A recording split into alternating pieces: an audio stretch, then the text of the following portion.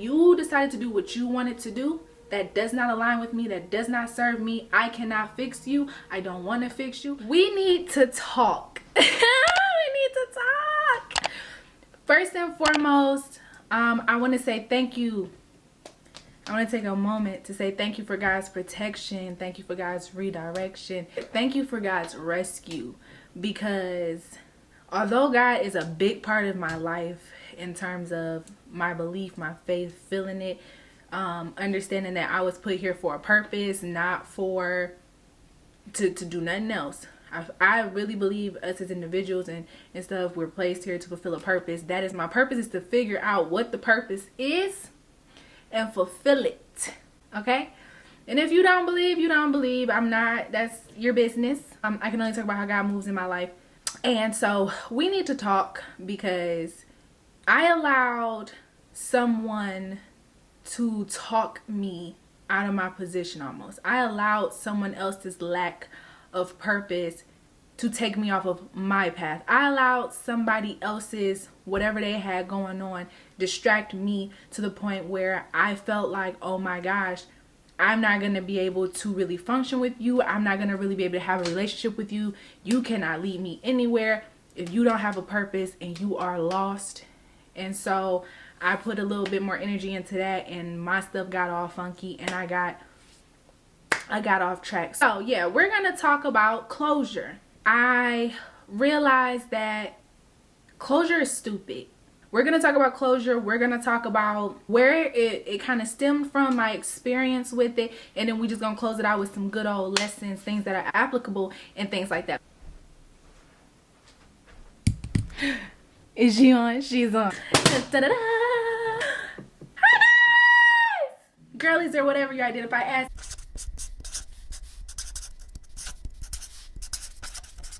It's your lover, homie, and best friend, Vanity Lakel, and welcome. Alright, y'all, we gotta talk. We have to talk. But before we get started, if you're new, welcome. If you're not, welcome back. Something that we like to do here is 3 words to describe your mental health. So stop what you're doing.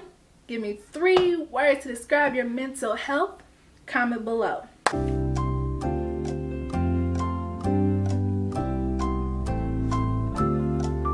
Okay, so let's start with how this really came about.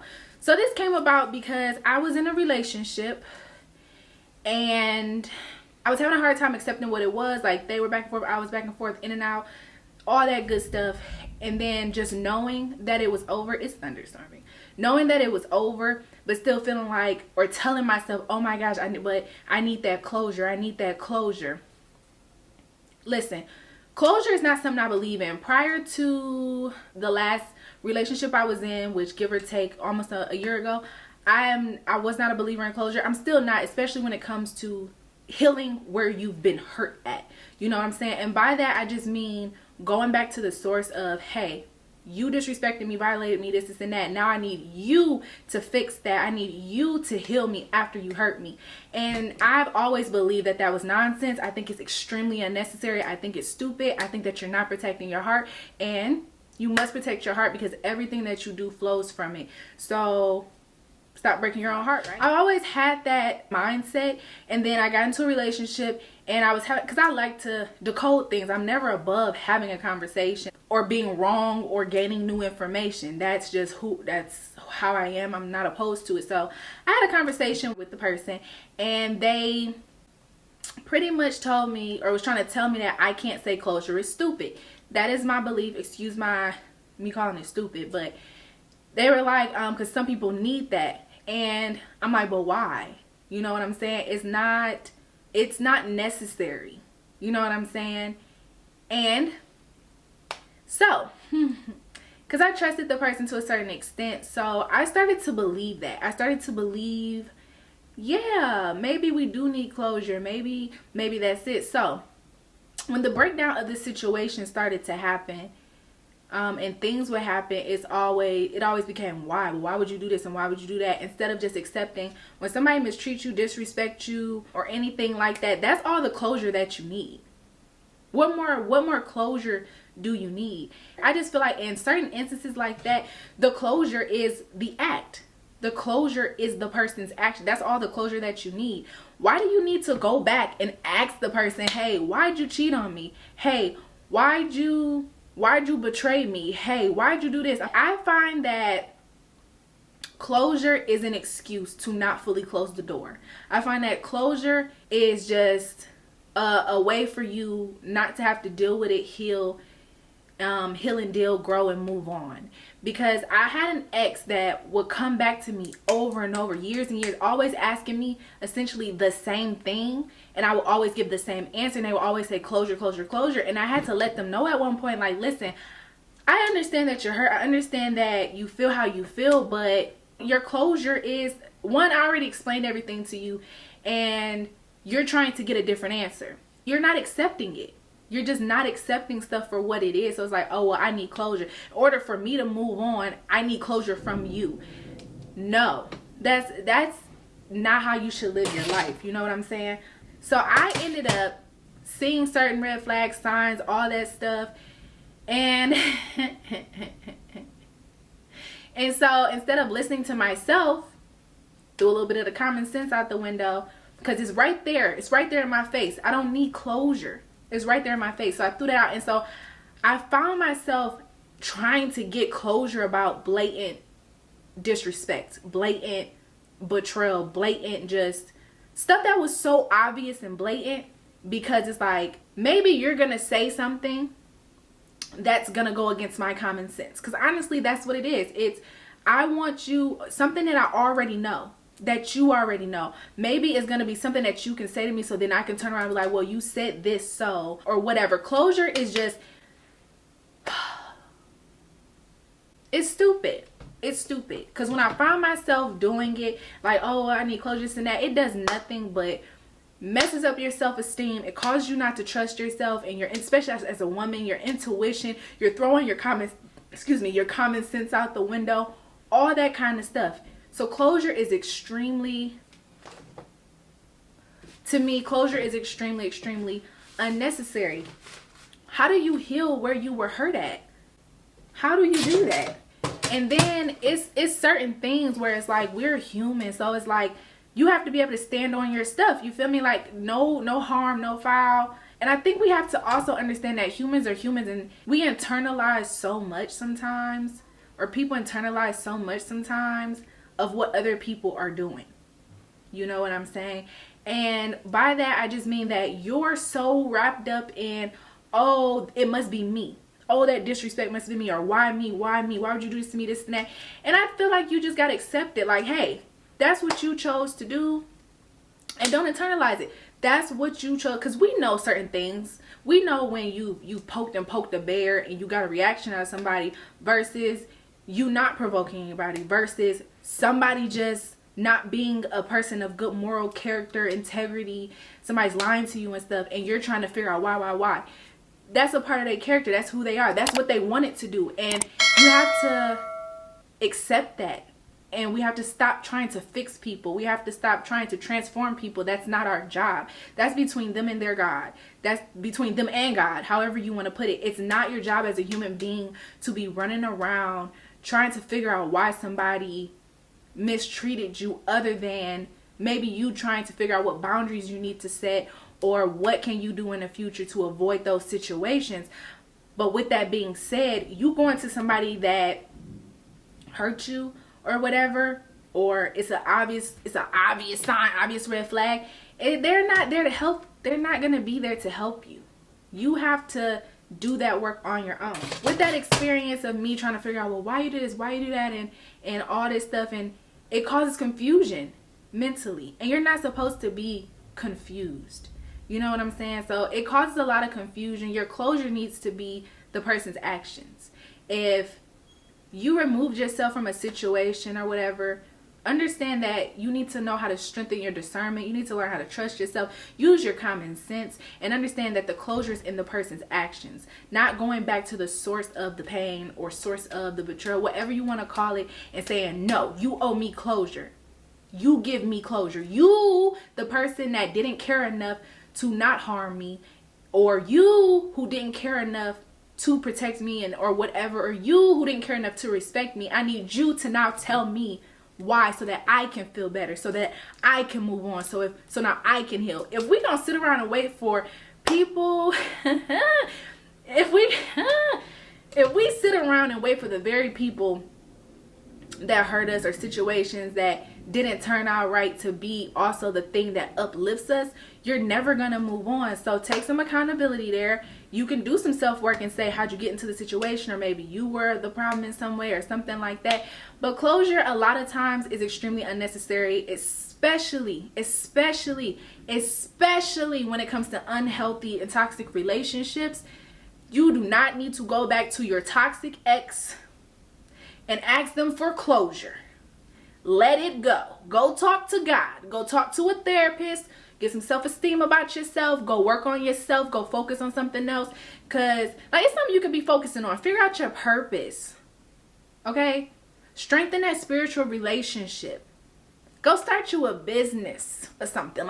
Do what you got to do for yourself, so that when these things happen and you are mistreated, or you are in positions where you are taking L's or whatever. I think L's are not L's, they're lessons. Where you're taking these things, that you're not putting yourself back in that same position, expecting the very thing that stripped you to also be the thing that fills you up. You know what I'm saying? I say that to just say, you don't need closure. It's raining. I don't know if y'all care. You don't need closure. Close that door all the way, meaning if you know something is not good for you, you know it's not good for you.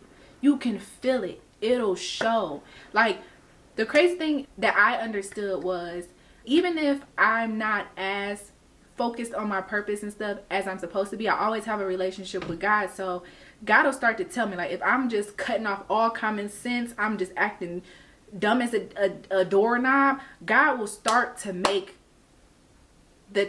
things very difficult, things that don't need to be difficult, that were not difficult before, because I have God placed in finances, I have God placed in career, I have God placed in parenting, I have God placed in health. All that stuff, every stuff starts to become a power struggle for no reason. And the last 3 serious relationships I had, I can remember always toward the end where I would ask, what is your relationship with God? And they could never truly answer. You ask me, or they ask me, top relationship, God. I wouldn't be here if it wasn't for God. I wouldn't be here if it wasn't for my faith. I was this situation. I am not afraid of. I'm afraid that God will take their hand off of me. That's the fear I have, because I understand the things that I possess and the way my life goes and how it flourishes, and the fruit you bear when you have God in your life. You feel me? And so that's the fear. But also, when you have God and you know better, you have to do better. You have to use that wisdom that you have. You know what I'm saying? God's like a father. Literally like a father, where it's I'm about to correct you. You feel me? Like a true tough love parent. But it's actual tough love, real tough love. So I asked them, even in my last situation, I asked what's your relationship? And it was kind of you asking me that again. I talk to God throughout the day. I can't judge nobody's journey with God and stuff like that. But when I get to that point where I start to ask, what's your relationship with God? What's your purpose? This and that. And we can't really have a true conversation. Hold on. And we can't have a true sit down conversation this is what it is. The relationship is usually over, and I get some peace out of that, because I personally, because some people that don't have that relationship or don't have God, they're kind of going based on how do I say it? Not law of attraction, but the laws of the universe. And that's fine. That's totally fine. But me personally, I can't do that. I cannot do that. And so all the closure that I needed when I learned in the last situation, where it was you look crazy. Why are you, hold on. Do you know who you belong to? Do you know what you've, do you know what I have brought you through? Do you know how much I have brought you through? And you're going to let one of these other human beings take you up out of that, take you up off your purpose? No. And what I always appreciate, God stops me. When I say God stops me, God makes it to I can't function, I can't move, I can't, like, stop. Stop. Because I'm not trying to allow another force to come in and teach you this lesson the very, very hard way. I'm trying to protect you. And I had to realize that, like, hey, you putting too much trust in other humans. You putting too much trust in something. You are trying to fix somebody. You trying to force somebody on their path to purpose. You trying to heal somebody and do all these things. You can't do that. That is not your job. Your job is to stay in alignment with me. I'm saying this is how I'm getting the message from God. Like, my job is to stay in line with God, fulfill my purpose, and let God handle the rest. My job is not to chase after nobody. My job is not to try to figure out why somebody mistreated me or what I could have done to make you not mistreat me or whatever, or for me to go back into a situation. Because closure, usually, a lot of times you get taken out of the situation. By the grace of God, I was taken out of the situation, and it's like, okay, I got you out of the situation. Focus on me. You know what I'm saying? Focus on what I'm putting in front of you. Focus on these good things and these blessings. Focus on healing. Focus on your purpose. Don't go back to what I brought you out of. You know what I'm saying? Trying to ask them for some answers. I got the answers for you. So that's how I view closure. Although I let them kind of talk me out of it and be like, oh, you need closure. Like, no, you don't. I accept it. You decided to do what you wanted to do. That does not align with me. That does not serve me. I cannot fix you. I don't want to fix you. It could just be that, again, that you're just not aligned. So it doesn't have to be that the person is hurting you, but we just not aligned, and that's fine. So you don't need closure. You need to close the door, and you need to go and heal.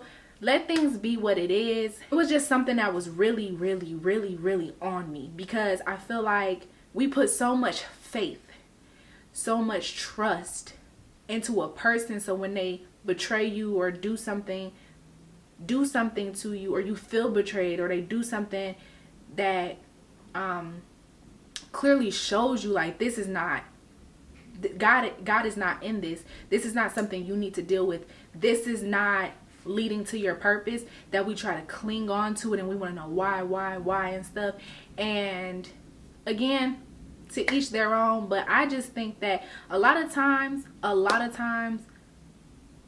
closure is in the actions of the person or how the event went.